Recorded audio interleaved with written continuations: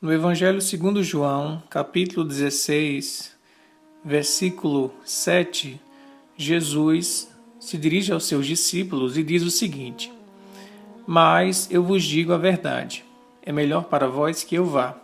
Pois se eu não partir, o Paracleto não vem para vós. Se porém eu for, o enviarei para vós. E no versículo 13, do mesmo capítulo 16, Jesus diz: Quando, porém, aquele vier, o Espírito de verdade, vos guiará em toda a verdade, pois não falará de si mesmo, mas falará o quanto ele ouvir e vos anunciará o que há de vir. O tema do Consolador, do Espírito de verdade, ou do Paracleto, como nós usamos às vezes em português, é um tema que causa uma dificuldade de entendimento para muitas pessoas, em especial em relação ao Espiritismo. É um tema que nós falamos muito, porque nós nos consideramos, enquanto movimento espírita, representantes desse Consolador.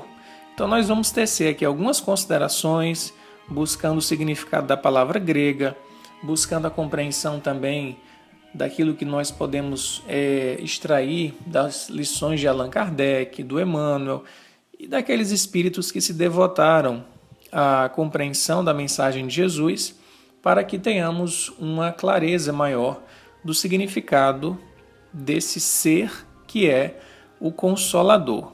Primeiro, a palavra grega, como ela está escrita, Parakletos. Se nós formos aos dicionários, a gente vai encontrar que o significado da palavra pode ser extraído facilmente da sua própria composição. As palavras gregas, em geral, elas são formadas de um modo muito bem concatenado e é possível extrair significações a partir da sua própria formação. Pará, em grego, significa, dentre outras coisas, estar junto de, estar ao lado de. E essa outra parte da palavra, kleto, vem de um verbo que significa invocar, chamar, pedir auxílio, né? Então, a palavra parakletos seria, ou poderia ser traduzida como aquele a quem se chama para junto de si a fim de prestar um auxílio. Tanto é que no latim essa palavra é traduzida por advogado, que é uma palavra que nós conhecemos muito. E no próprio latim também a gente percebe essa significação, né? A expressão ad em latim tem também como uma de suas significações estar junto de, estar ao lado de. E o vogado tem a ver com vocação, com chamamento, com invocação. Então é alguém que nós chamamos para junto de nós. E é interessante quando Jesus fala Espírito de verdade, como sendo relacionado a esse Paracleto. Aí você pensa assim, Espírito de verdade? Mas espera aí, verdade tem a ver com conhecimento. Verdade tem a ver com esclarecimento. Verdade tem a ver com inteligência. E de fato é assim. E o próprio Jesus, no Evangelho de João, vai dizer o quê? Conhecereis a verdade e a verdade vos libertará. Ora, se nós pensarmos na analogia bem comum, tomando como ponto de parâmetro a função que um advogado exerce para cada um de nós, nós podemos começar a entender a função desse Paracleto divino. O que é que um advogado faz para cada um de nós? Se eu, por exemplo, que desconheço as leis trabalhistas e sofro algum tipo de prejuízo na empresa que eu trabalho, eu não conheço as leis. Eu preciso de alguém para me auxiliar, para me instruir, para me esclarecer sobre os meus direitos. Quem é esse alguém? O advogado. Então eu chamo para junto de mim uma pessoa que tem, primeiro, competência reconhecida, segundo, disposição de trabalho de auxílio e terceiro, que tem um compromisso de resolver o meu problema e vai fazer de tudo para resolver esse problema. Esse é o advogado. É alguém que nós invocamos, que nós chamamos quando as nossas próprias forças ou as nossas capacidades intelectivas para solucionar uma equação, uma dificuldade na vida, não dão conta. Então eu preciso chamar, preciso levantar a mão e dizer, por favor, alguém me ajude, porque eu sozinho não consigo dar conta do problema. Essa é a função, no sentido mais nobre, no sentido mais essencial, de um advogado, ou seja, aquele que é chamado para junto de alguém para prestar um esclarecimento, para prestar um auxílio. Da mesma forma, a gente agora indo para o plano espiritual, nós consideramos o papel do paracleto, ou do parácletos, né? A expressão em grega, ou do consolador, como nós usamos mais, em relação ao papel do espiritismo. O que é que o espiritismo faz com cada um de nós? Nos esclarece, nos mostra a verdade, soluciona os nossos problemas no aspecto interior, né? Ele não tira de nós as provas nem as dificuldades, como advogado. O advogado, quando chega junto a nós, ele não tira aquele problema da empresa. Ele não diz assim, está aqui os 10 mil reais na sua conta que a empresa devia a você. Ele não faz isso. Ele mostra os caminhos legais, ele vai apontar o que a lei permite, ele vai direcionar você a seguir os passos da lei para que você chegue onde você deseja chegar e receba o benefício. Da mesma forma acontece com o consolador espiritual. Quando estamos em prantos, em aflições, em dificuldades, quando a nossa inteligência não consegue vislumbrar a solução do problema e nós invocamos, olha só como cada palavra dessa tem um peso e um significado. Quando nós chamamos pela espiritualidade superior, que é esse conjunto de espíritos nobres, que são, na verdade, como está escrito no Evangelho segundo o Espiritismo, o exército do Senhor, que como estrelas do céu vem à terra. Quando nós invocamos esses seres, o que eles fazem? Como advogado terreno, eles vêm até nós.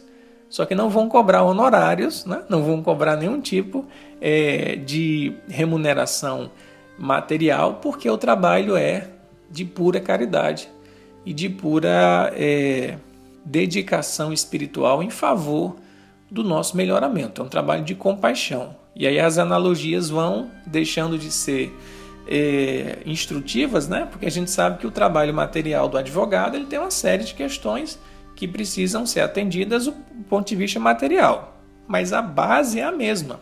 É um ser que você chama para junto de si porque você não dá conta sozinho. Então, o paracleto que Jesus fala aqui no Evangelho de João, esse espírito de verdade que nós no Espiritismo entendemos no sentido bem mais amplo, né, da espiritualidade maior, que nos ajuda a esclarecer os mistérios da alma, os mistérios da vida e da morte, os mistérios do sofrimento. Esse paracleto é justamente o ser espiritual que nos socorre quando nós não conseguimos resolver as nossas dificuldades. E esse socorro pelo esclarecimento, e aí está uma sutileza muito importante, porque não é um socorro qualquer. Não é chegar assim e dizer, você está sofrendo porque você perdeu sua mãe? Eu vou fazer sua mãe ressuscitar para você não sofrer mais a perda afetiva. Ele não faz isso. É como advogado. O advogado não coloca 10 mil reais na sua conta. Ele vai apontar o caminho da lei. O que é que a espiritualidade faz conosco quando nós a invocamos? Ela nos dá a compreensão do porquê tal fato aconteceu. Isso é esclarecimento intelectual para que o nosso coração sossegue. E aí vem a consolação. A consolação é a última etapa do processo. A primeira etapa é de esclarecimento pela nossa inteligência, porque nós somos espíritos e o espírito é um ser inteligente. Nós compreendemos que na natureza há um conjunto de leis e que nada acontece sem a vontade de Deus, ou como diria Jesus, nenhuma folha cai sem a vontade de Deus. Então há um conjunto de leis no universo. Assim como há um conjunto de leis que regulam as relações trabalhistas, as relações civis, as relações penais, etc, etc. Nós é que desconhecemos. Então, quando nós buscamos um centro espírita em busca de consolação, O que nós recebemos no centro espírita? Esclarecimento. Eu não sabia que existia uma lei de causa e efeito, então por isso que eu estou sofrendo essa provação de viver sozinho afetivamente. Eu não sabia que existia um processo de reencarnação no qual eu preciso resgatar débitos do passado, muitas vezes com mutilações no meu corpo. Eu não sabia que esse filho problemático que eu tenho, na verdade, é um resgate do passado. Então, nós somos esclarecidos pelo Espiritismo, e esse esclarecimento pela verdade, nos dá o consolo. Mas o filho problemático vai permanecer do seu lado, a sua limitação orgânica vai permanecer no seu corpo, a sua dificuldade de relacionamento vai permanecer porque são as provas. Mas você vai entender o porquê delas no mecanismo da lei universal. Então, o sentido do Paracleto, o sentido do Consolador, o sentido de espírito de verdade é justamente esse, um ser que nós invocamos para junto de nós, para vir para perto de nós, pela nossa inteligência nos esclarecer, e não precisa ser um contato direto, não precisa um espírito aparecer na minha frente, eu dizendo assim, Paracleto, prometido por Jesus, apareça para mim para resolver o problema. Não é assim. Já há uma gama de espíritos que trabalham em nome desse ser maior que é o espírito de verdade. E basta que a gente sintonize e um desses seres vem em missão e nos auxiliam pela intuição, através de um amigo, através de um livro que aparece nas nossas mãos. Porque o objetivo não é esclarecer pela inteligência, então a inteligência é tocada de vários caminhos, sobretudo pelos livros. Daí a missão do médium, como Chico Xavier, na sua expressão maior, ser de escrever livros. Emmanuel dizia isso. Não é ficar fazendo aparição para materialização, não é ficar fazendo transporte de objeto de um lugar para o outro.